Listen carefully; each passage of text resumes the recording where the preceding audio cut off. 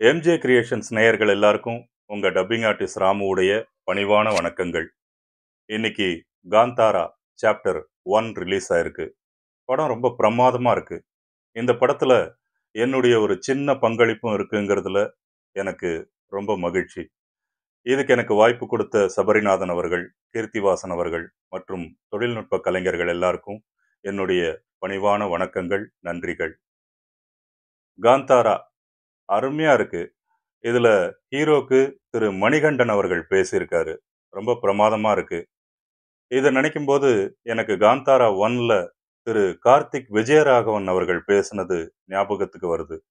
கார்த்திக் ரொம்ப அருமையான கலைஞர், அற்புதமான கலைஞர்.